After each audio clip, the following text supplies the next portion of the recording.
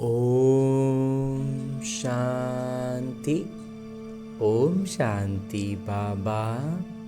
आज हम अध्ययन करने जा रहे हैं परम पिता परमात्मा के अनमोल मधुर महावाक्यों को, अव्यक्त महावाक्यों को। और चूंकि दिन रविवार का है तो रविवार के दिन हमें बाबा की ये अव्यक्त मुरली सुनने को मिलती है, अध्ययन करने को मिलती है।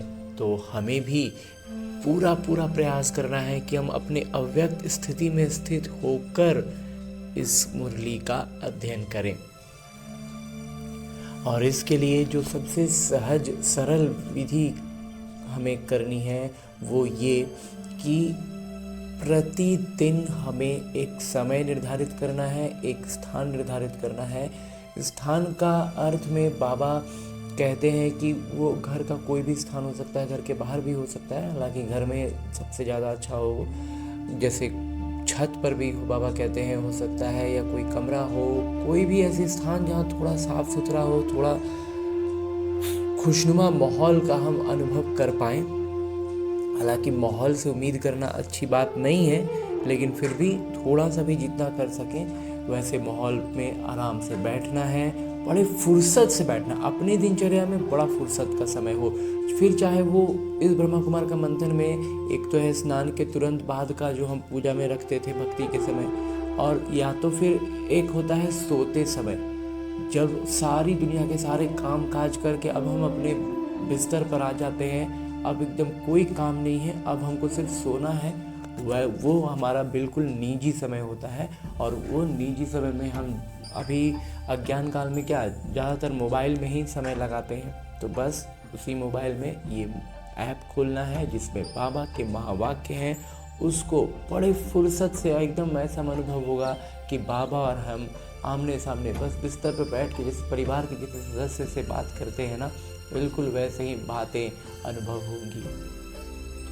और इसका अनुभव हम बहुत सहज तौर पर ये भी पाते हैं कि जब हम उनकी उपस्थिति का अनुभव करते हैं, अपने उनके सानिध्य में जैसे ही हम आते हैं,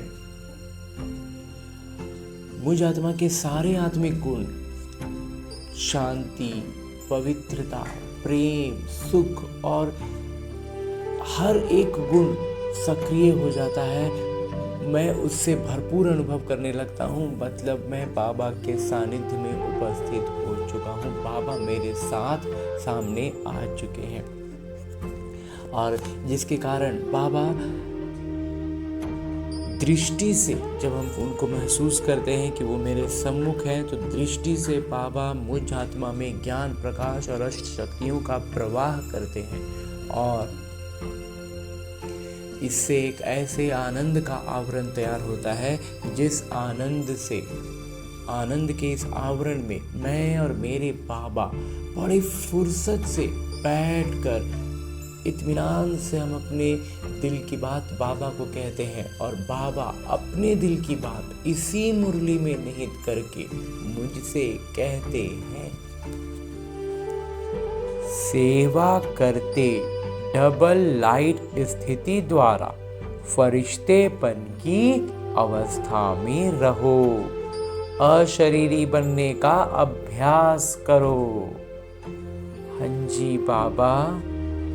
आज माता पिता चारों ओर के बच्चों के 3 रूप देख रहे हैं। जैसे बाबा के 3 रूप जानते हो, ऐसे बच्चों के भी 3 रूप देख रहे हैं, जो इस संगम युग का लक्ष्य और लक्षण है। पहला स्वरूप ब्राह्मण। जो लक्ष्य और लक्षण क्या है, तो बाबा वो कहते हैं उसका पहला स्वरूप है ब्राह्मण, दूसरा है फरिश्ता और तीसरा है देवता। ब्राह्मण सो फरिश्ता, फरिश्ता सो देवता। हाँ जी बाबा। तो वर्तमान समय अभी विशेष क्या लक्ष्य सामने रहता है, क्योंकि फरिश्ता बनने के बिना देवता नहीं बन सकते। जब तक अभी फरिश्ते के स्थिति में नहीं आएंगे ना, तब तक देवताई गुण युक्त पूरा संपूर्ण नहीं होगा और हम देवता बनकर सतयुग में नहीं आ पाएंगे। तो वर्तमान समय और स्वयं के पुरुषार्थ प्रमाण अभी लक्ष्य यही है फरिश्ता। अभी वर्तमान, देवता तो भविष्य में होंगे ना, फरिश्ता अभी वर्तमान में होना है। संगम युग का संपन्न स्वरूप फरिश्ता सो देवता बनना है। फरिश्ते की परिभाषा जानते भी हो? फरिश्ता अर्थात पुरानी दुनिया के संबंध, संस्कार, संकल्प से हल्का हो। फरिश्ता का अर्थ बाबा परिभाषा बतला रहे हैं। फरिश्ता का मतलब क्या? हम फरिश्ता का मतलब एक सूक्ष्म शरीर के साथ अपनी इस स्थिति को अनुभव करते, तो उस स्थिति में क्या क्या होगा, वो वास्तविक उसका यथार्थ अर्थ क्या है, वो बाबा बतला रहे हैं कि फरिश्ते की परिभाषा क्या है। पुरानी दुनिया के संबंधों से, पुराना संस्कारों से और पुराने संकल्पों से हल्का हो जाना, यही है फरिश्ता। तो पुराने संकल्प जो भी हमारे होते हैं वो क्या होते हैं, जिस किरदार को हम निभा रहे होते हैं ना, उससे जुड़े हुए होते हैं। जैसे हम कोई लौकिक में, इस ब्रह्मा कुमार का मंथन है, कोई फिल्म देखते हैं, तो फिल्म जब पहली बार देख रहे हो, कोई बहुत अच्छी फिल्म लग रही है, तो उसमें हीरो से हम अपने आप को जोड़ते हैं, तो उस हीरो को अभी क्या होने वाला है, कैसे होने वाला है, इसको ये करना चाहिए, इस तरह की हजार संकल्प हम करते थे ना पहले। तो वैसे ही हम अपने इस किरदार को, जिस किरदार को हम अभी निभा रहे हैं ना, जिसको हम अपना प्रैक्टिकल लाइफ कहते हैं, लौकिक जीवन जो है, ये वही है। हम उससे इतना जुड़े हुए हैं ना कि इससे संबंधित हम हजार कल्पनाएं, हजार संकल्प यूं ही करते रहते हैं। बाबा कहते हैं इन सब से मुक्त। इस किरदार, जैसे ऐसे समझना है जैसे उस फिल्म से हम बहुत सारी फिल्मों को भूल गए, तो उसके बारे में हमें याद भी नहीं है, बिल्कुल ऐसे ही इस किरदार के साथ भी करना है। इस किरदार में क्या हो रहा है, क्या होना चाहिए, क्या नहीं होना चाहिए, इन सब से हमारा कोई सरोकार ही ना रहे। ये किरदार तो बस मेरे विकर्मों को विनाश करने के लिए और मेरे अभ्यास के लिए है, उसके अलावा और कुछ भी नहीं है। तो इसलिए उस तरह के कोई भी संकल्प ना हो, कोई भी संबंध को हम संबंध ना देखें, उसे अभ्यास का एक चैप्टर समझें। और संस्कार तो मेरे जो अनादि संस्कार बाबा ने याद पढ़ाए हैं वो हैं, तो जिसको आज तक हम मेरा नेचर कहते आए हैं, उससे अब मुक्त हो जाना। उससे जुड़ी हुई कोई भी संकल्प हमारे ना हो, उससे जुड़ा हुआ हमारा कोई भी प्रतिक्रिया ना हो। पुराने संस्कार सब में हल्के हों, लगातार हटता चला जाए, हल्का होता चला जाए। सिर्फ अपने संस्कार स्वभाव संसार में हल्कापन नहीं, लेकिन फरिश्ता अर्थात सर्व के संबंध में आते, सर्व के स्वभाव संस्कार में हल्कापन। और कहते हैं अब फरिश्तेपन का और अधिक डेफिनेशन में जाएंगे और सूक्ष्म स्तर पर समझेंगे, तो न केवल अपना, बाबा कहते हैं फरिश्ता अर्थात सर्व के संबंध में आते, जितनी भी संबंध संपर्क की आत्मा है ना, उन पर ये प्रभाव पड़े, सर्व के स्वभाव संस्कार में हल्कापन। इस हल्केपन की निशानी क्या है? अच्छा, अब ये हल्कापन है कि नहीं है, इसको कैसे जांच करना है वो बाबा बतलाते हैं। वो फरिश्ता आत्मा सर्व के प्यारे होंगे। वो जो आत्मा होगी ना, वो सबको प्यारे लगेंगे। उनका बात व्यवहार, उनका स्थिति इतना न्यारा होगा कि हर कोई उनको पसंद करेंगे। कोई कोई के प्यारे नहीं, सर्व के। ऐसे जनरली में क्या होता है, लौकिक तौर पर 2-4 से हमारा बनता है, 2-4 से हमारा नहीं बनते रहता है। बाबा कहते हैं वो वाला नहीं, वो हो गया लौकिक रीति के हिसाब से। जो अलौकिक बाबा के ज्ञान पर, श्रीमत पर रहेंगे ना, वो सब के प्यारे, उनके कोई भी नहीं बनने वाला कोई आत्मा ही नहीं रहेगा। सब कोई यही कहेंगे दिल से, मुख से, सामने में तो बहुत सी चीज़ों में होता है ना, सामने से बुराई नहीं करेंगे, पीठ पीछे बुराई करेंगे। तो न सामने न पीठ पीछे, दिल से उनके लिए हमेशा सब कोई उनको प्यार करेंगे, पसंद करेंगे, अच्छा मानेंगे। बाबा कहते हैं जैसे ब्रह्मा बाबा को हर एक समझता है मेरा है, आखिर ब्रह्मा बाबा को हर किसी ने माना ना कि मेरा है। जब तक अज्ञानता होती है, कुछ समझ में कमी होती है, ज्ञान में उतनी स्पष्टता नहीं होती, तब तक थोड़ा सा संदेह होता है, तब तक समझ में नहीं आता रहता कि ब्रह्मा बाबा का क्या किरदार है, क्यों ब्रह्मा बाबा हम डायरेक्ट शिव बाबा से जुड़ेंगे, इस तरह की बातें कुछ कुछ होती है। लेकिन जब कंसेप्ट क्लियर होता है, तब फिर ब्रह्मा बाबा को लगता है कि ये मेरे बाबा है। तो बिल्कुल वैसे ही ये ज्ञान की कमी और अस्पष्टता एक अलग चीज़ है, लेकिन हमारा बात व्यवहार, चाल चलन, चेहरा, हर कुछ ऐसा हो, बाबा जैसा हो, ब्रह्मा बाबा जैसा हो कि हर कोई अपना समझे, मेरा समझे। मेरा बाबा कहते हैं, तो जैसे बाबा के लिए मेरा बाबा कहते हैं ना, ऐसे ही बाबा कहते हैं ऐसे फरिश्ता अर्थात सर्व के प्रिय। कई बच्चे सोचते हैं कि ब्रह्मा बाबा तो ब्रह्मा ही थे, लेकिन आप सबने आप समान ब्राह्मण आत्माओं में देखा कि आप सबकी प्यारी दादी, जिसको सभी प्यार से अनुभव भी करते रहे कि मेरी दादी है। बाबा कहते हैं, अब इसमें कुछ बच्चे क्या करते हैं ना, होशियारी बताने लगते हैं, मतलब अपना पिंड छुड़ाने का, ये जानबूझ के ऐसा करें ना करें, लेकिन कहीं ना कहीं माया का और पुराने संस्कारों का ये प्रभाव होता है कि क्या करते, अरे वो तो ब्रह्मा बाबा थे ना, जब भगवान को चमत्कार करके दिखाइए तब हम मानेंगे, जब कर दे चमत्कार तो आप तो भगवान ना है। तो ये क्या हो गया, अपने आप को बचा लेना कि हम तो नहीं सकेंगे, हम तो नहीं करेंगे। तो बिल्कुल वैसे ही ब्रह्मा वगैरह वो तो ब्रह्मा बाबा ना थे, इसलिए वो कर रहे, उनके तन में शिव बाबा आते थे। तो ठीक है, तो बाबा कहते हैं अब लो, अब दादी के बारे में बताओ। दादी को भी तो सब अनुभव किए ना कि दादी एकदम मेरी है। सर्व तरफ स्वभाव, संस्कार और इस पुराने संसार में रहते न्यारी और प्यारी, सब हक से कहते हमारी दादी। दादी के लिए भी ऐसा ही प्यार उमड़ता था ना। क्यों? क्योंकि वो श्रीमत पर रही, वो बिल्कुल नक्शे कदम पर चली बाबा के। तो प्यारी दादी हमारी दादी हो गई ना। तो कारण क्या?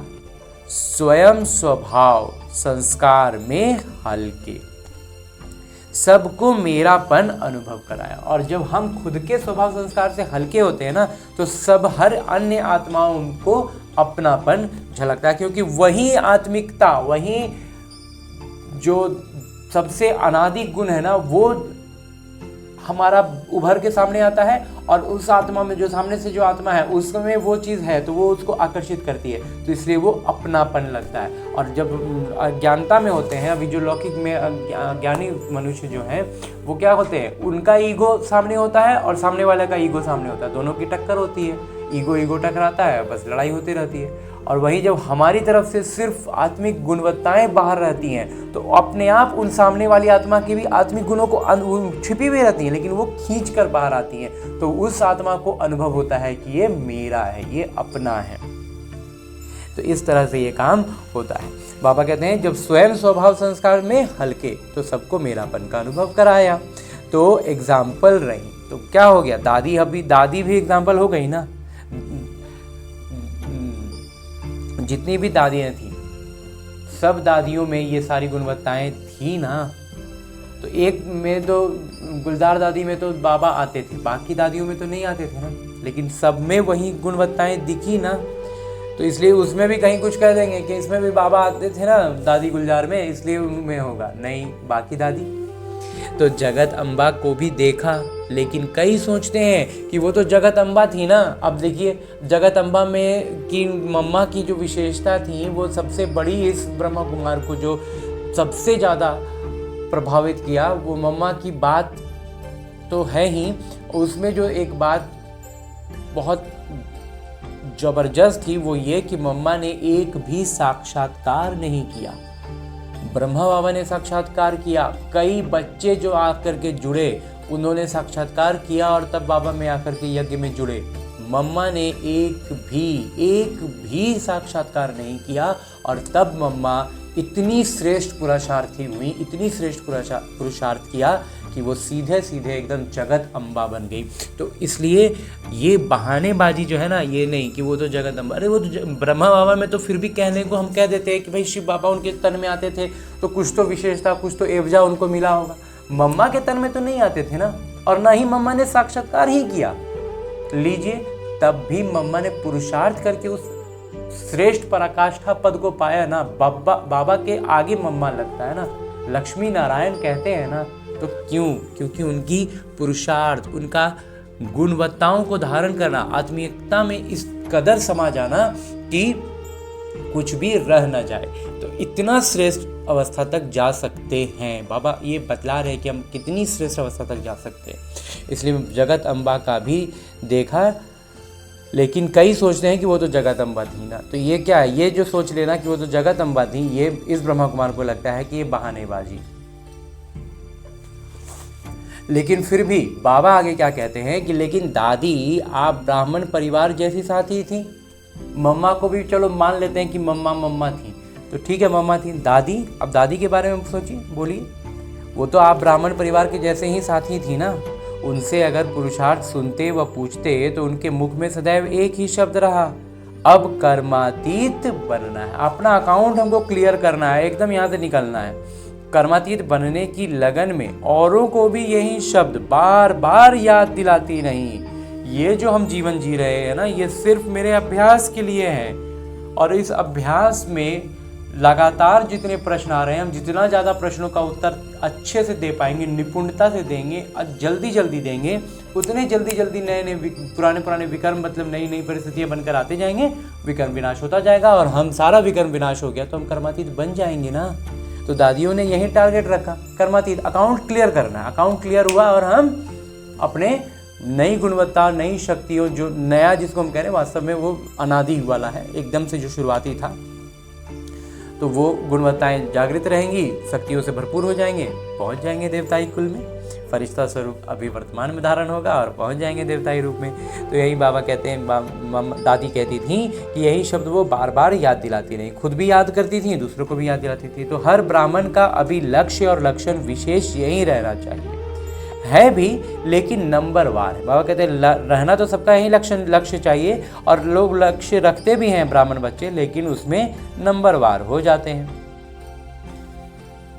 यही लगन हो, अब फरिश्ता बनना ही है। बाबा कहते हैं अब लगन, अब इसी बात की हो कि अब तो फरिश्ता ही बनना है। बिल्कुल बाबा, अब एकदम इस ब्रह्मा कुमार का भी पूरा फुल उद्देश्य, वर्तमान उद्देश्य बस एक ही है, फरिश्ता बनना ही है।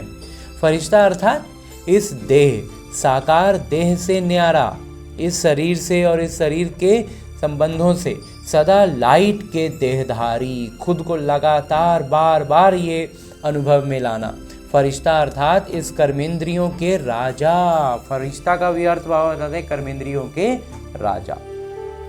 माता पिता ने पहले भी सुनाया कि सारे सृष्टि चक्र के अंदर एक ही माता पिता हैं जो फलक से कहते हैं कि मेरा एक एक बच्चा राजा बच्चा है, स्वराज्य अधिकारी है। हाँ जी बाबा। तो फरिश्ता अर्थात स्वराज्य अधिकारी, फरिश्ता का मतलब ही हो गया स्वराज्य पर तो अधिकारी।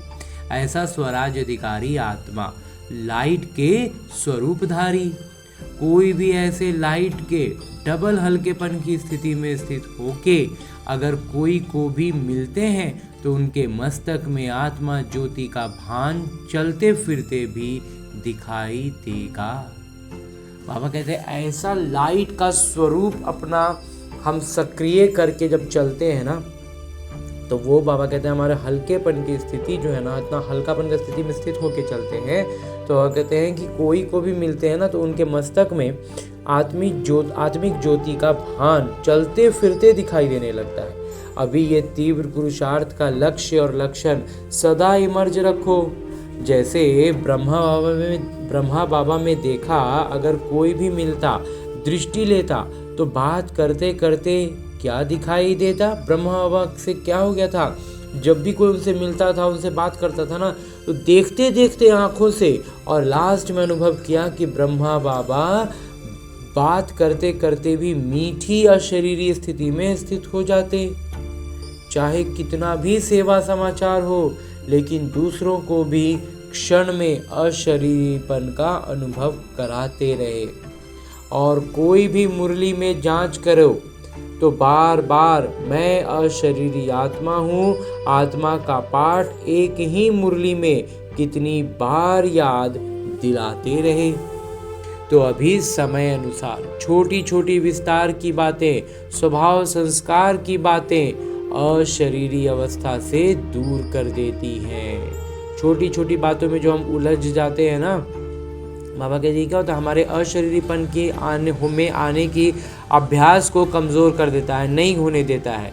अभी इसमें परिवर्तन चाहिए। तो बाबा कहते हैं क्या है, समय अनुसार छोटी छोटी विस्तार की बातें, छोटा ही विस्तार करते, बहुत लंबा विस्तार में नहीं जाते, लेकिन छोटा छोटा रोज में 50 बातें आती रहती हैं, तो उनमें हम कहीं ना कहीं थोड़ा देर करके उसमें जाता है।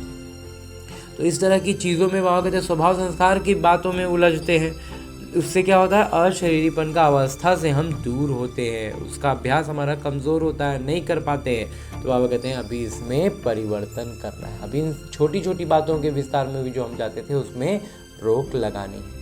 माता पिता ने देखा सेवा में रिजल्ट अच्छी हो रही है, सेवा के लिए मेजॉरिटी को उमंग उत्साह है।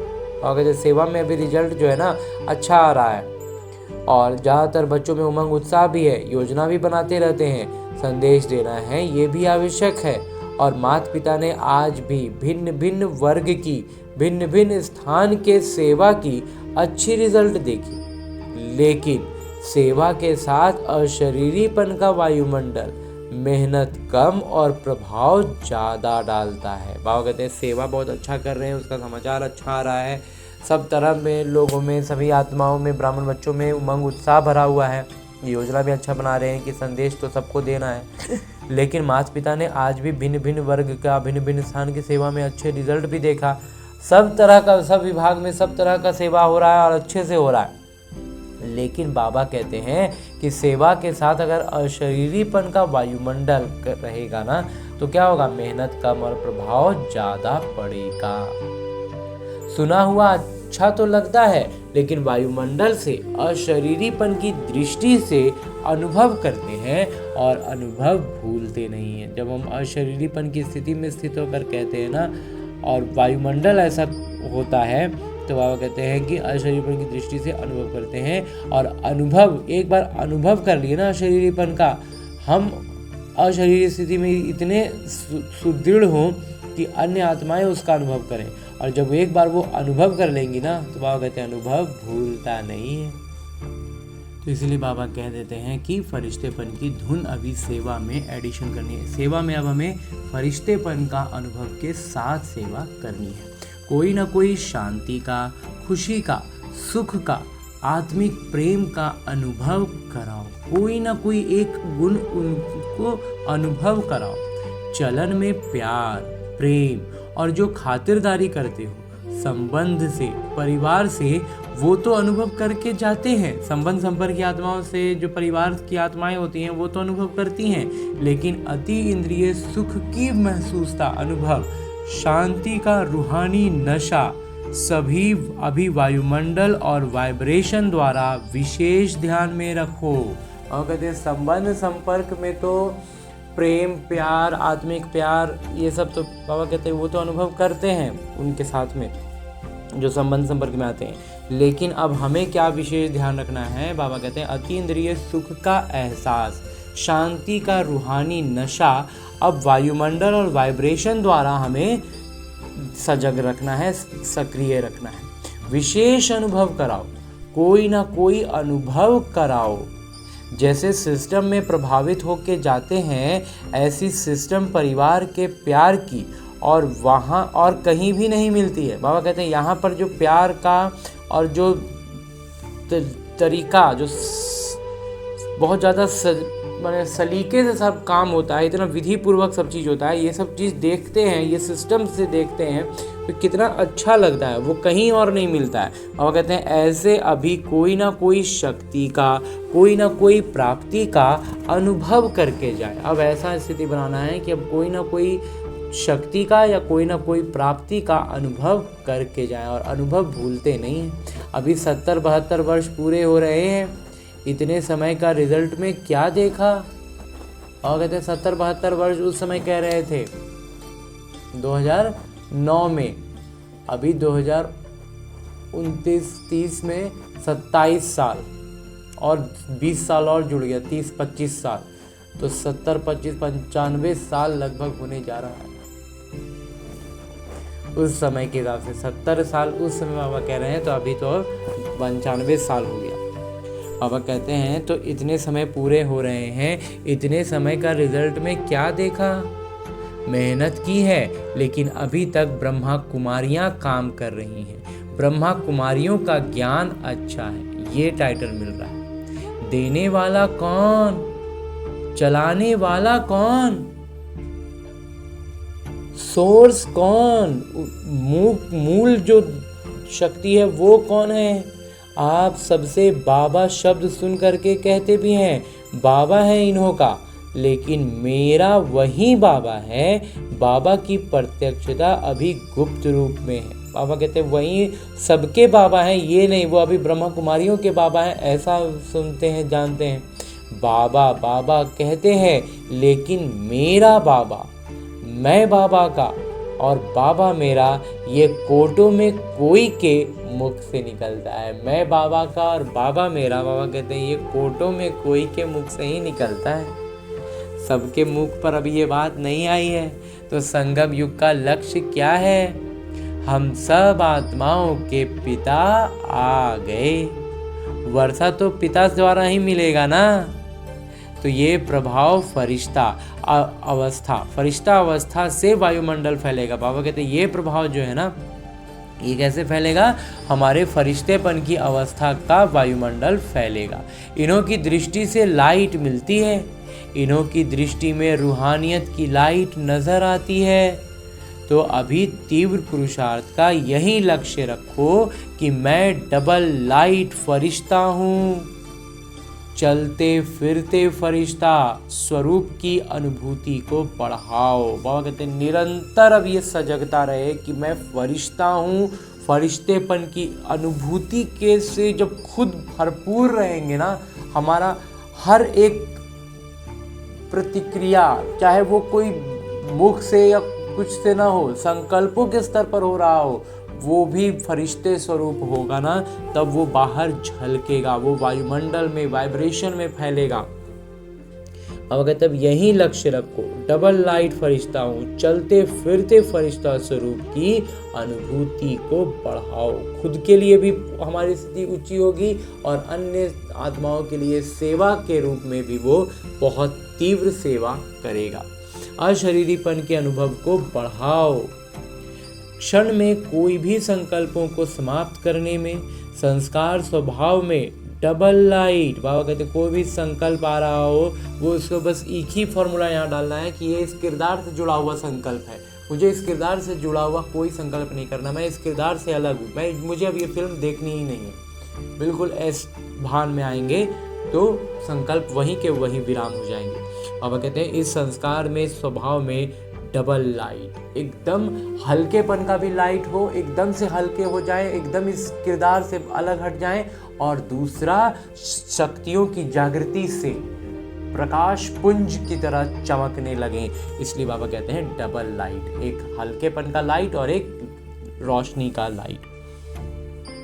इसलिए बाबा कहते हैं संकल्पों को समाप्त करने में, स्वभाव संस्कार में डबल लाइट। कई बच्चे कहते हैं हम तो हल्के रहते हैं लेकिन हमको दूसरे जानते नहीं हैं। बाबा कहते हैं कुछ बच्चों का कहना है कि हम तो हल्के रहते हैं बाबा, लेकिन दूसरे ये नहीं जानते। तो इस ब्रह्मा कुमार को लगता है कि दूसरे नहीं जान रहे तो फिर हम वास्तव में हम हल्के हैं ही नहीं ना, क्योंकि अगर हम वास्तविक अर्थ में हल्के होंगे तो दूसरों पर प्रभाव पड़ेगा ही, उनको अनुभव होगा ही। नहीं हो रहा है मतलब हम वास्तव में हल्के हैं नहीं। लेकिन बाबा कहते हैं लेकिन ऐसे डबल लाइट फरिश्ता, जो डबल लाइट की लाइट क्या छिप सकती है। बाबा कहते हैं अगर आप डबल लाइट फरिश्ता बन रहे हैं, उस स्थिति में हैं, तो वो लाइट छिप सकती है क्या? लौकिक लाइट को तो कोई भौतिक सामान से ढक दिया जाए तो वो छिप जाएगा। बल्ब को चारों तरफ से हम कोई भारी वस्तु से, होता है ना, कोई बोरा वोरा इस टाइप का मोटी मोटी चीज़ों से ढक दें, दीवार के अंदर कर दें तो छिप जाएगा। लेकिन ये फरिश्ता स्वरूप का लाइट बाबा कहते हैं छिप सकता है। छोटी सी स्थूल लाइट, टॉर्च हो या माचिस की तीली हो, लाइट कहीं भी जलेगी, छिपेगी नहीं। बाबा कहते हैं लौकिक तौर पर खुले जगह पर अगर एक टॉर्च भी जले ना, बहुत दूर में भी जलेगा तो लगेगा कि वहाँ टॉर्च जला, वहाँ कोई लाइट जली है। बाबा कहते हैं जब वो नहीं छिप रहा है तो और नहीं तो रूहानी लाइट है, और ये तो बाबा कहते हैं रूहानी लाइट है, वो तो लौकिक हो गया, ये तो अलौकिक रोशनी है। तो अपने वायुमंडल से इन्हों को अनुभव कराओ कि ये कौन है। चाहे जगदम्बा, चाहे दादी ने कहा नहीं कि मुझे जानते नहीं है। बाबा कहते हैं चाहे मम्मा रही चाहे दादी रही, उन्होंने कभी ये कहा कि हमको ये जानते नहीं है। लौकिक तौर पे कहते हैं ना तुम हमको जानता है, आपको तुम पहचाना नहीं है।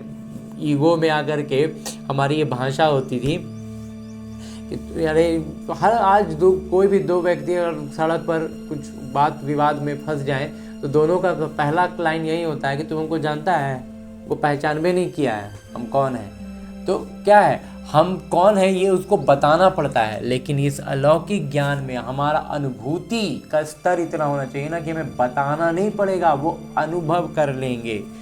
बाबा कहते हैं अपने वायुमंडल से सर्व की प्यारी रही।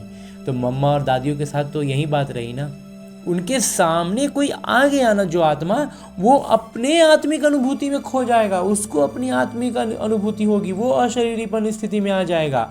इतना जबरदस्त अशरीरीपन में मम्मा रही, दादियाँ रही। तो बाबा कहते हैं अपने वायुमंडल से सर्व की प्यारी रही। इसलिए दादी का मिसाल देते हैं, क्योंकि ब्रह्मा बाबा के लिए भी सोचते हैं कि ब्रह्मा बाबा में तो शिव बाबा थे। बाबा कहते हैं क्यों दादी का मिसाल दे रहे हैं, क्योंकि ब्रह्मा बाबा के बारे में बच्चे बहाना क्या कर देते हैं कि उनमें तो शिव बाबा आते थे। शिव बाबा के लिए भी सोचते कि वो तो हैं ही निराकार, न्यारे और निराकार, तो हम तो स्थूल शरीरधारी हैं, वो तो भाई न्यारे हैं, निराकारी हैं, तो वो तो रहेंगे ही। बाबा कहते हैं ठीक है, हम नहीं, ब्रह्मा बाबा नहीं, तो मम्मा के बारे में बताओ, दादी के बारे में सोचो। इतने बड़े संगठन में रहने वाले हैं, हर एक के संस्कार के बीच में रहने वाले हैं, उतना आत्माओं से, यहाँ 4 लोगों के ऊपर में हम रहे हैं तो उनसे हमारा आपस में नहीं बनने लगता है, तो उतने सारी आत्माओं का संस्कार से मिलान करके रहना, उनके बीच में रहने वाले हैं, संस्कारों को मिलाना। बाबा कहते हैं ये क्या हो गया, फरिश्ता बनना। संस्कारों को मिलाना अर्थात फरिश्ता बनना। संस्कार को देख कई बच्चे दिल शिकस्त भी हो जाते हैं, और जब इतनी भिन्न भिन्न संस्कार देखते हैं ना तो बच्चे क्या होते हैं, दिल शिकस्त हो जाते हैं, थक जाते हैं, नहीं सकेंगे। बाबा बहुत अच्छे, ब्रह्मा बाबा बहुत अच्छे, ज्ञान बहुत अच्छा, प्राप्तियां बहुत अच्छी, लेकिन संस्कार स्वभाव मिलाना अर्थात सर्व के प्यारे बनना। बाबा कहते हैं कि ये सारी चीज़ें अच्छी हैं, लेकिन इसका हमारे में वो चीज़ गई है, ये पता कैसे चलेगा, ये पता चलेगा स्वभाव संस्कार मिलाने से, अर्थात प्यारा बनने से। कोई कोई के प्यारे नहीं, क्योंकि कई बच्चे कहते हैं कि कोई कोई से प्यार विशेषता को दिखा करके भी हो जाता है। वो कहते हैं कोई कोई का तो क्या है, किसी में कोई विशेषता रही तो उससे तो प्यार लगेगा ही। इनका भाषण बहुत अच्छा है, इसमें फलानी विशेषता बहुत अच्छी है, वाणी बहुत अच्छी है, फरिश्ता बनने में ये विघ्न आता है। और अगर किसी एक इस तरह की विशेषता में फंस रहे हैं ना तो बाबा कहते हैं ये फरिश्तापन में विघ्न का काम कर रहा है। प्यारा भले बनाओ, लेकिन मैं आत्मा न्यारी हूँ, न्यारी अवस्था से प्यारी बनाओ। ये वाला जो बाबा कहते हैं ना, इसका आवाज़ बहुत अच्छा है, ये बोलता बहुत अच्छा है, बाबा कहते हैं ये भी अशरीरीपन में विघ्न का काम कर रहा है। न्यारी अवस्था से प्यारी बनाओ, विशेषता से प्यारा नहीं। देखनी विशेषता है लेकिन प्यारा विशेषता से नहीं हो, ये इसका गुण मुझे बहुत अच्छा लगता है ना। तो बाबा कहते हैं वो क्या हो गया, वो गुण के प्रति होगा। तो उसमें भी बाबा ने क्या युक्ति बतलाई है कि वो गुण बाबा का दिया हुआ है, ये इस नजरिए से हमें उस गुण को भी देखना है। तो बाबा कहते हैं ये गुण मुझे बहुत अच्छा लगता है ना, तो वो धारण भल करो। बाबा कहते हैं ठीक है, गुण देखने के लिए बाबा कहते हैं गुण देख रहे हो, गुण देखो, लेकिन क्या इस भान में रह के देखो कि बाबा का दिया हुआ है। तो बाबा ने जब उन्हें दिया है तो बाबा मुझे भी गुणवत्ताएं दे रहे हैं, मेरे अंदर भी गुणवत्ताएं हैं, उनकी जागृति में हमें रखना है। सारी गुणवत्ताएं, सारी शक्तियों की स्मृति में रहना है, उसको उभारना है, लेकिन उसमें उलझ नहीं जाना, दूसरों की उस गुणवत्ता के पीछे उलझ नहीं जाना है, वहां फंस नहीं जाना है। बाबा कहते हैं भले वो धारण भी करो, लेकिन इसके कारण सिर्फ प्यारा बनना ये गलत। लेकिन सिर्फ उसी गुण के कारण प्यारा बन रहे हैं ना, तो आप कहते हैं ये फिर गलत हो जाएगा। वो क्या होगा, एक तरह से वो मोह हो गया, वो उसमें विकार इतना सूक्ष्मता से मिक्स हो गया ना कि हम परख नहीं पाते हैं। बाबा बतला रहे हैं फरिश्ता सभी का प्यारा, हर एक कहे मेरा, अपनापन अनुभव हो। हंजी बाबा ऐसे फरिश्ते अवस्था में विघ्न 2 चीज़ें डालती हैं। बाबा कहते हैं ऐसा फरिश्तापन में ना 2 चीज़ें हैं जो विघ्न डालती हैं। एक तो देहभान, वो तो स्वाभाविक सबको अनुभव है, देहभान का तो सबको अनुभव करते हैं। 63 जन्म का फिर देह भान प्रकट हो जाता है। बाबा कहते 63 जन्म का देह भान है जो बार बार प्रकट हो जाता है। और दूसरा है देह अभिमान। बाबा कहते हैं एक है देह भान और दूसरा है देह अभिमान। देह भान और देह अभिमान, ज्ञान में जितना आगे जाते हैं तो स्वयं के प्रति भी कभी कभी देह अभिमान आ जाता है। एक होता है देह भान, बहुत सूक्ष्म स्तर पर बाबा बतला रहे हैं कि एक हो गया देह का भान और दूसरा हो गया अभिमान, उसी देह का अभिमान। तो ये जो गुण को पकड़ रहे हैं ना, ये गुण वास्तव में देह का अभिमान हो गया। बाबा कहते हैं दूसरा है देह अभिमान। तो देह भान और देह अभिमान, ज्ञान में जितना आगे जाते हैं तो स्वयं के प्रति भी कभी कभी देह अभिमान आ जाता है, वो गुणवत्ता जागृत होने लगता है, वो अभिमान नीचे, और वो अभिमान आ गया ना तो वो नीचे गिराएगा। देह अभिमान क्या आता है, अब बाबा अब उसका विस्तार बता दें कि देह अभिमान का मतलब क्या हुआ। जो भी कोई विशेषता है ना, बाबा कहते हैं जो भी कोई विशेषता है ना, उस विशेषता के कारण अभिमान रहता है। मैं कोई कम हूँ, मेरा भाषण सबको पसंद आता है, हम बहुत अच्छा भाषण करते हैं, ये अभिमान है। मेरी सेवा का प्रभाव पड़ता है, हम बोलेंगे ना तो वो प्रभाव होगा, उसका इम्पैक्ट पड़ता है। सामने वाला को मैं इतना ना बात में एकदम वो कर देते हैं ना कि एकदम से वो हो जाएगा। तो ये बाबा कहते हैं ये सारी जो बातें हमारे मन में आती है ना, ये सब अभिमान का परिचायक है। कोई भी कला, मेरी हैंडलिंग बहुत अच्छी है, हम बहुत अच्छा संभाल सकते हैं, बाबा कहते हैं मेरा कोर्स कराना बहुत अच्छा है। ये सब कुछ होता है, हम कोर्स करा देंगे ना तो एकदम उसका बुद्धि स्पष्ट हो जाएगा। हम समझा देंगे ना तो ऐसा, अरे हम सबको हैंडल कर सकते हैं। कई आयोजन होते हैं तो उसमें होता है ना हम आगे रहेंगे, हम सबको हैंडल करते हैं तो बहुत अच्छा से हैंडल कर सकते हैं। बाबा कहते हैं कोई ना कोई ज्ञान में आगे बढ़ने में, सेवा में आगे बढ़ने में, कोई ज्ञान में आगे बढ़ने में, कोई सेवा में आगे बढ़ने में, ये अभिमान अपने प्रति भी आता और दूसरों के गुण या कला या विशेषता प्रति भी प्यार हो जाता। बाबा कहते हैं ये सिर्फ अपने लिए भी नहीं होता है। कई बार क्या होता है, एक तो होता है अपने साथ कि हम ये कर सकते हैं, हम ये कर सकते हैं, हम बहुत अच्छा कोर्स कराते हैं, बहुत अच्छा चित्र प्रदर्शनी समझाते हैं, बहुत अच्छा भाषण करते हैं। और या तो क्या होता है किसी दूसरे के प्रति भी वो बहुत अच्छा करते हैं, नहीं वही ये काम करेंगे, नहीं ये नहीं मतलब उनके मतलब एक तरह से कहना तो जो लौकिक में होता है ना, हम इसको अंग्रेजी में फ़ैन कहते हैं, उसके फ़ैन हो जाते हैं। बाबा कहते हैं कोई ज्ञान में आगे बढ़ने में या सेवा में आगे बढ़ने में अभिमान प्रति भी आता है और दूसरों के गुण या कला या विशेषता प्रति भी प्यार हो जाता है, हम उसके फ़ैन हो जाते हैं। लेकिन याद कौन आएगा, तो जब हम उसके फ़ैन हो जाएंगे तो क्या याद आएगा, वो आत्मा ना, तो देह भान ही याद आएगा ना। फलाना बुद्धि का बहुत अच्छा है, मेरी हैंडलिंग बहुत अच्छी है, ये अभिमान सेवा व पुरुषार्थ में आगे बढ़ने वालों को अभिमान के रूप में आता है। बाबा कहते हैं ये सारी बातें ना अभिमान का रूप ले लेती हैं, बहुत सूक्ष्म स्तर पर आ जाता है। तो ये भी जांच करना है। और अभिमान वालों को अभिमान है तो इसको जांच करने का साधन है, अभिमान वाले को जरा भी कोई ने अपमान किया, उसके विचार का, उसकी राय का, उसकी कला का, उसकी हैंडलिंग का अपमान बहुत जल्दी महसूस होगा। और कहते हैं इसको जांच करने का विधि क्या है, जिसको जिस बात का अभिमान है ना उसको जरा सा कोई हिला दे, जरा सा कोई अपमान कर दे, चाहे वो किसी को अपने विचारों का, किसी को अपनी राय का, कला का, हैंडलिंग का, अपनी सबको कैसे हम संभाल सकते हैं उसका भी बहुत बार होता है।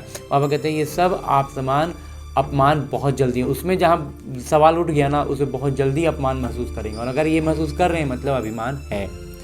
और अपमान महसूस हुआ, उसकी और सूक्ष्म निशानी क्रोध का अंश पैदा होता है, रौब। और उसका बाबा कहते हैं ये और महीन निशानी क्या आएगा, हल्का सा आवेश आ जाएगा, थोड़ा थोड़ा क्रोध आ जाएगा और वो रौब दिखाएंगे, रौब में आ जाएंगे, वो फरिश्ता बनने नहीं देता। जहाँ रौब वाला रूप में आ गए ना, बाबा कहते हैं फरिश्ता नहीं बनेंगे।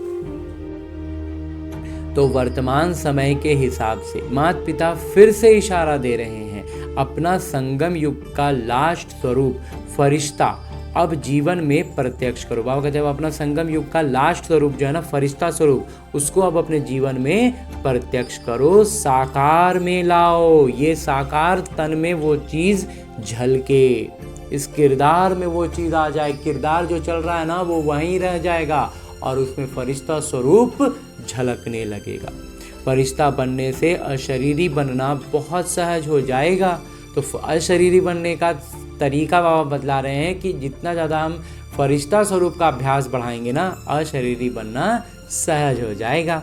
तो अपनी जांच करो कि अपने विशेषता या किसी की विशेषता से सूक्ष्म रूप में भी कोई लगाव व अभिमान तो नहीं है। बाबा कहते हैं अपना ही कोई गुणवत्ता से या किसी और अन्य आत्मा की गुणवत्ता से किसी भी तरह का कोई लगाव तो नहीं है, वही अभिमान का रूप है।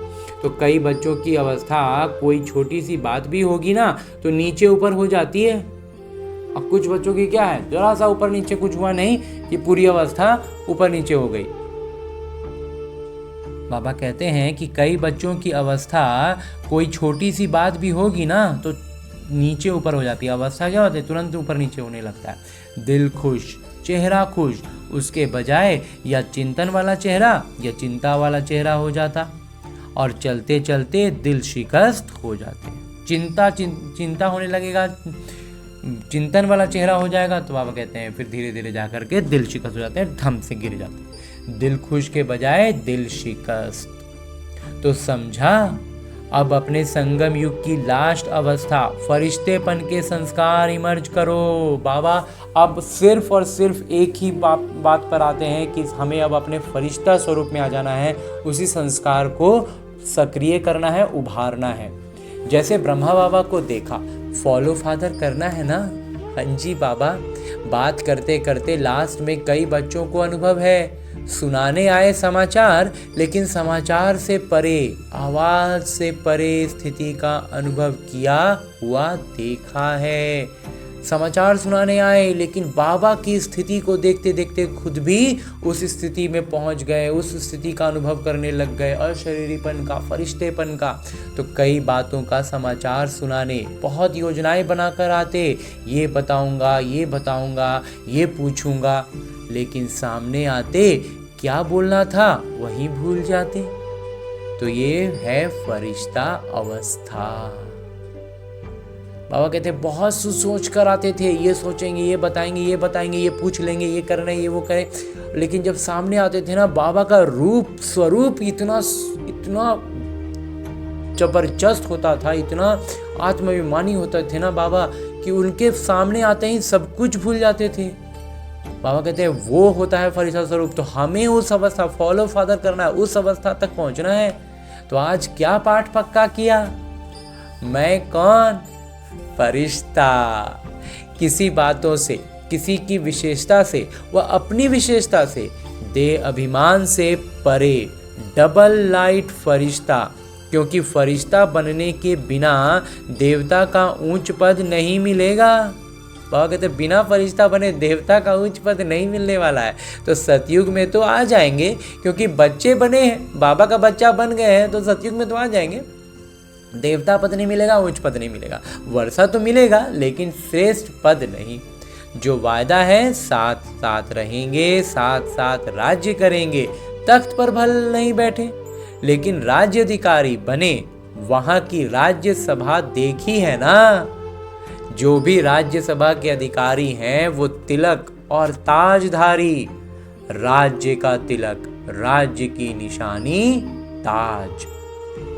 तो बहुत समय से स्वराज्य अधिकारी, बीच बीच में नहीं। बाबा कहते हैं बहुत लंबे समय तक ये अभ्यास हो कि हम निरंतर स्वराज्य अधिकारी हो, बार बार रह रहे हैं, बार बार उतर रहे हैं। बाबा कहते वो वाला नहीं, बहुत समय के स्वराज्य अधिकारी तख्त पर भले नहीं बैठे लेकिन रॉयल फैमिली के अधिकारी बन जाते हैं। बाबा कहते हैं कि जो बहुत समय से स्वराज अधिकारी होते हैं ना, भले वो एकदम से राजा का पद पर नहीं बैठे लेकिन रॉयल फैमिली का अधिकारी तो बन ही जाते हैं। रॉयल फैमिली में भी तो और ज़्यादा ही अच्छा है ना। लौकिक तौर पर अभी कलयुग तक वही होता है, जो फैमिली मेंबर्स होते हैं वो ज़्यादा इंजॉय करते हैं। कोई पद हो, कोई पोजीशन हो, कोई पैसा का वो हो, उपभोग हो, वो फैमिली ही ज़्यादा करती है। जो पोजीशन पर होता है उसको तो अभी के तो तमो प्रधानता है, इसलिए बेचारा वो बहुत परेशानियां झेलता रहता है, लेकिन पद का भी कुछ मिलता है। लेकिन जो सतयुग में होंगे वहाँ की जो रॉयल फैमिली होगी उनको क्या होगा, कितना सुख वैभव में होंगे। इसीलिए बाबा कहते हैं कि लगातार हमें भी स्वराज्य अधिकारी पद पर रहना है, तख्त पर रहना है। तो बाबा कहते हैं भले वो फिर तख्त पर ना नहीं भी बैठे, लेकिन रॉयल फैमिली के अधिकारी तो बन ही जाते हैं। अच्छा, आज जो पहली बारी आए हैं वो उठो। अच्छा, पौनी सभा तो उठी हुई है। वो कहते हैं पौना मतलब 3/4 बच्चे नया हैं जो पहली बार आए हैं। अच्छा, जो भी पहली बार आए हैं उन सभी को बाबा से साकार में मिलने की पहली बारी की जन्म की मुबारक हो। वो कहते हैं पहली बार इस जन्म में लौकिक तौर पर बाबा से मिलने आए हो, उसकी मुबारक हो। माता पिता का सभी आए हुए बच्चों को यही वरदान है कि आए टू लेट के समय है, लेकिन नए आए हुए बच्चों प्रति एक विशेष वरदान है। बाबा कहते हैं एकदम अब टू लेट का समय हो गया है, तब आए हो, लेकिन तभी भी एक विशेष वरदान बाबा ने रखा हुआ है कि कभी भी ये संकल्प नहीं करना कि हम आगे कैसे जा सकते। ये मत सोच लेना कि हम तो बहुत पीछे आए, हम आगे कैसे जा सकते हैं। टू लेट आने वालों को अभी तो लेट में आए हो, टू लेट में भी नहीं आए हो अभी। और इस ब्रह्मा कुमार को यहाँ पर लग रहा है कि हम लोग तो बहुत टू लेट में आए हैं, तो अभी तो लेट में, तो 2009 तक बाबा कह रहे थे कि लेट में आए हो, टू लेट में नहीं आए हो। और अभी आप सबको विशेष माता पिता और निमित्त बने हुए ब्राह्मण परिवार के भाई बहनों की विशेष सहयोग की भावना है कि अगर आप थोड़े समय को, एक एक क्षण को सफल करने का, क्योंकि थोड़े समय में बहुत पाना है, तो एक सेकंड भी व्यर्थ नहीं गंवाना। कर्म योगी बन के चलना, कर्म नहीं छोड़ना है, लेकिन कर्म में योग ऐड करते, कर्म और योग का संतुलन रखना है। तो संतुलन रखने वालों को, कहते हैं बैलेंस रखने वाले को ब्लेसिंग्स एक्स्ट्रा मिलती है। जो संतुलन रखते हैं उनको बाबा विशेष आशीर्वाद देते हैं। तो जो भी लेट में आए हो, टू लेट अभी आगे लगना है। बाबा कहते हैं अभी टू लेट में आने वाले भी और भी हैं, आपको मौका है, थोड़े समय में बहुत पुरुषार्थ कर सकते हो। माता पिता वरदान देते हैं, हिम्मते बच्चे मत दे बाबा है ही। बाबा हम बच्चों को विशेष वरदान देते हैं कि टू लेट, बहुत लेट तो आए हैं, लेकिन अभी भी पूरा टू लेट जो क्लोज हो जाएगा उसमें नहीं है। तो वरदान बाबा देते हैं, हमको मौका देते हैं कि थोड़े समय में बहुत पुरुषार्थ करना है। और माता पिता का ये वरदान हम बच्चों के लिए है कि हिम्मते बच्चे मत दे बाबा। जितना हम हिम्मत करके आगे बढ़ेंगे, बाबा भी उतना ही तेजी से हमें गोद में उठा लेंगे। सभी चारों ओर के बच्चों को माता पिता के दिल की दुआएं, पदम गुना बधाइयाँ और मुबारक दे रहे हैं। और आने वाले अथवा जो पत्र ईमेल भेजते हैं उन्हों का सेकंड से भी कम समय में माता पिता के पास पहुंच जाता है। जो लौकिक साधन में जैसे भी जो भी भेजें, बाबा के पास तो एक क्षण से भी कम समय में पहुंच जाता है, क्योंकि दिल से दिल तक पहुंचता है ना।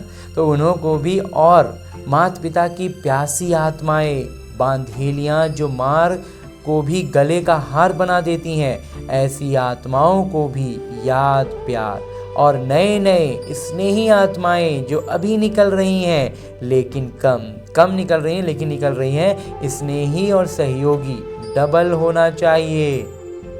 तो चारों ओर के सभी युवा, वृद्ध, बच्चे, माताएं, पांडव सभी को मुबारक हो। अच्छा, आगे मेरे बाबा वरदान दे रहे हैं। वरदान देते हुए मेरे बाबा कहते हैं, साकार और निराकार पिता के साथ द्वारा, साकार और निराकार पिता के साथ द्वारा हर संकल्प में विजयी बनने वाले सदा सफलता मूर्त भव। हम साकार और निराकार दोनों पिता के साथ का अनुभव करेंगे तो हमारा हर संकल्प हमें विजयी बनाएगा ना। विजयी बनने वाला, हम सदा सफलता मूर्त बनेंगे। हर संकल्प विजयी वाला होगा, और जब हर संकल्प विजयी बनाएगा तो हम सफलता मूर्त ही हो जाएंगे ना। विस्तार से बाबा कहते हैं, जैसे निराकार आत्मा और साकार शरीर दोनों के संबंध से हर कार्य कर सकते हो, ऐसे ही निराकार और साकार पिता दोनों को साथ व सामने रखते हुए हर कर्म व संकल्प करो तो सफल मूर्त बन जाएंगे। वो कहते हैं जैसे निराकार आत्मा और साकार शरीर दोनों का संबंध से हर एक कार्य कर सकते हो, ऐसे ही निराकार और साकार पिता दोनों को साथ में व सामने रखते हुए हर कर्म व संकल्प करो तो सफल मूर्त बन जाएंगे। क्योंकि जब माता पिता सम्मुख हैं तो जरूर उनसे वेरीफाई करा करके निश्चय और निर्भयता से करेंगे। जब वो सम्मुख है, सामने है, तो उनसे पूछेंगे, उनको दिखा करके करेंगे। तो जब वो अप्रूव कर देंगे तो फिर निर्भय हो जाएंगे ना, हम बाबा बोल रहे हैं। तो इस समय और संकल्प की बचत होगी। बाबा इससे क्या होगा, समय और संकल्प दोनों बचत होगा, कुछ भी व्यर्थ नहीं जाएगा, हर कर्म स्वतः सफल होगा। बाबा के अप्रूवल के बाद का हर एक संकल्प क्या होगा, एकदम से सफल होना ही होना है ना, तो समय और संकल्प दोनों बच जाएगा ना। अंजी बाबा। और आगे स्लोगन है, मुरली का उपदेश है, रूहानी स्नेह संपत्ति से भी अधिक मूल्यवान है, इसलिए स्नेह के सागर बनो। वो कहते हैं रूहानी प्यार जो होता है ना, वो किसी भी संपत्ति से बहुत ज़्यादा मूल्यवान है। तो इसलिए हमें क्या करना है, स्नेह का सागर बनना है। संपत्ति चाहे लौकिक हो चाहे अलौकिक हो, उसके पीछे माथा थोड़ी लगाना है, हमें स्नेह का सागर बनना है। हाँ जी बाबा। और अभी तक हमने परमपिता परमात्मा से इतना श्रेष्ठ अमूल्य ज्ञान मुरली अव्यक्त रूप में जो बाबा ने चलाई थी, अव्यक्त स्थिति में स्थित होकर चलाई थी, उस मुरली को परमपिता परमात्मा के उसी अव्यक्त स्थिति के में स्थित होकर उनके चैतन्य उपस्थिति का अनुभव के साथ इसका अनुभव करने का प्रयास किया और अनुभव भी किया ना। अब मेरे बाबा इसी अव्यक्त स्वरूप में स्थित रहकर एक इशारा भी देते हैं कि बाबा कहते हैं एकता और विश्वास की विशेषता द्वारा हमें क्या करना है, सफलता और संपन्न, सफल भी बनना है और संपन्न भी बनना है। और ऐसा करने के लिए हर दिन बाबा में अलग अलग आयामों से अलग अलग इशारे देकर के इसकी स्पष्टता को बढ़ाते हुए आज जो इशारा दे रहे हैं वो है, धर्म सत्ता वालों के सामने पवित्रता की शक्ति और राज्य सत्ता वालों के आगे एकता की शक्ति को सिद्ध करो। इन दोनों ही शक्तियों को सिद्ध करने से ईश्वरीय सत्ता का झंडा बहुत सहज लहर जाएगा। अभी इन दोनों की तरफ विशेष ध्यान देना चाहिए। जितना जितना प्योरिटी और यूनिटी की शक्ति से उन्हों के समीप संपर्क में आते रहेंगे, उतना वो स्वयं ही अपना वर्णन करने लगेंगे। बाबा कहते हैं धर्म सत्ता वालों को पवित्रता का वो शक्ति दिखलाना है और राज्य सत्ता वालों को एकता की शक्ति दिखलानी है। और ऐसा करते हुए जो हम उनके समीप में, बाबा कहते हैं, संपर्क में आते रहेंगे तो वो भी वर्णन करने लगेंगे। हाँ जी बाबा। और अब हमने परमपिता परमात्मा का इतना श्रेष्ठ ज्ञान मुरली को उनकी चैतन्य उपस्थिति में अध्ययन किया, उनसे वरदान प्राप्त किया, इशारे अव्यक्त रूप में स्थित होकर बाबा ने जो इशारा दिया उसे भी जान लिया। अब हमें करना क्या है, हमें अपने इस लक्ष्य को याद रखना है कि हमें लक्ष्मी नारायण बनना है, विश्व महाराजा बनना है। तो करना क्या है, इन सारी ज्ञान की बातों को वास्तविक जीवन में अपनाना है। और ये वास्तविक जीवन भी कहना एक तरह से गलत होगा, क्योंकि ये जो मेरा लौकिक जीवन है ये बस और बस मेरे अभ्यास के लिए है। उसका एक अभ्यास पुस्तिका है जिसमें आने वाली हर परिस्थिति मेरे लिए एक प्रश्न है, और उस प्रश्न का मैं कितना आत्माभिमानी स्थिति में रहकर उत्तर देता हूँ, उस पर अपनी प्रतिक्रिया देता हूँ, वही निर्धारित कर रहा है कि मैं अपने लक्ष्य के कितने करीब पहुँच रहा हूँ। तो इसके लिए अभी फिलहाल हमें लौटना है अपने इस स्थूल शरीर में, अपने इस किरदार, जहाँ मुझे न केवल अपने सारे आत्मिक गुणों की स्मृति रखनी है बल्कि अष्ट शक्तियों की जागृति रखनी है। और उन अष्ट शक्तियों को इस ब्रह्मा कुमार ने अपने मंथन से इस क्रम में सजाया है कि सबसे पहले हमारे भीतर ज्ञान के बाद जो शक्ति जागृत होती है वो होती है सहन शक्ति। जब हम ज्ञान की महीन बातों को नहीं समझ पाते हैं, कुछ स्पष्ट नहीं हो पाता है, या जहाँ पर भी जिस भी परिस्थिति में हम स्पष्टता में थोड़ा भी उलझते हैं, तो अगर लेकिन निश्चय पूरा होता है तो हम सहन शक्ति की जागृति के साथ हर परिस्थिति को पार कर पाते हैं। उसके बाद जो जागृत होती है वो होती है परखने की शक्ति, और उसी के साथ साथ निर्णय करने की शक्ति। अब निर्णय क्या करना है? निर्णय करने के लिए हमारे पास 5 शक्तियाँ हैं कि हमें इन 5 में से कौन सी शक्ति का इस्तेमाल करना है। तो इसमें सबसे पहला इस ब्रह्मा कुमार को लगता है कि है समेटने की शक्ति। समेटने की शक्ति का अर्थ है, इस ब्रह्मा कुमार का मंथन रहा है कि सबसे पहले जो आती है वो है समेटने की शक्ति। समेटना क्या है? अपने उन पुराने संस्कारों को जो रावण के प्रभाव में बने हैं। दूसरा है समाने की शक्ति। वही सारी संस्कार जो अन्य आत्माओं में, संबंध संपर्क की आत्माओं में रावण के प्रभाव में पनपे हैं, विकसित हुए हैं और वो उनसे घिरे हुए हैं, तो उनको उस नज़र से हम देख पाएँ, इसके लिए हमें शक्ति जो चाहिए वो है समाने की शक्ति। तो उनके रावण के प्रभाव में बने संस्कारों को समाने की शक्ति। उसके बाद जो आती है वो है संकीर्णता की शक्ति। संकीर्णता की शक्ति का अभिप्राय इस ब्रह्मा कुमार के मंथन के अनुसार है कि जहाँ पर हमारा हस्तक्षेप का या फिर हमारे इन्वॉल्व होने का, हमारे उससे जुड़ने का कोई अर्थ नहीं है, हमारे लिए वो व्यर्थ है, तो वैसे में अपने आप को उसमें जोड़कर हम खामोखा में कहीं उलझ ना रहे हो, इसके लिए भी, इसका स्पष्टीकरण के लिए भी हमें शक्ति चाहिए कि जहाँ ज़रूरत, मतलब संकीर्णता के साथ, मतलब जिसको कहते हैं कि आराम से हम निकल सकते हैं और हम झूठ मूठ में फंस रहे हैं, वो काम ना करके, तो इसके लिए भी शक्ति चाहिए। तो वही है संकीर्णता की शक्ति।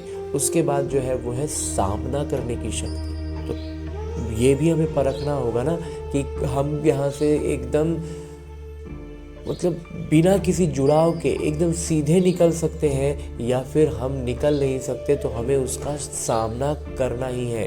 तो हम उस परिस्थिति का, उन बातों का अच्छे से सामना कर पाए, उसके लिए भी हमें जो शक्ति चाहिए वही है सामना करने की शक्ति। और उसके बाद जो एक शक्ति है उसका नाम है सहयोग की शक्ति।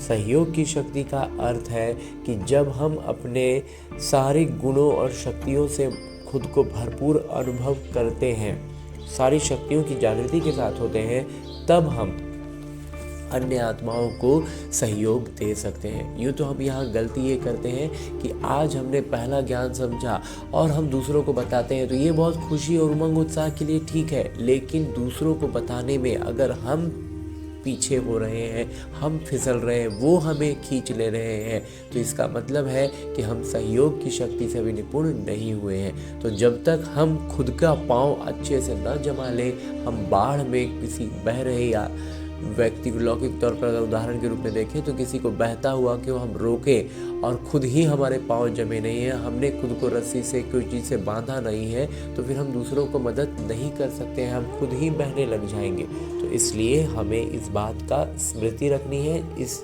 शक्ति को भी समझना है।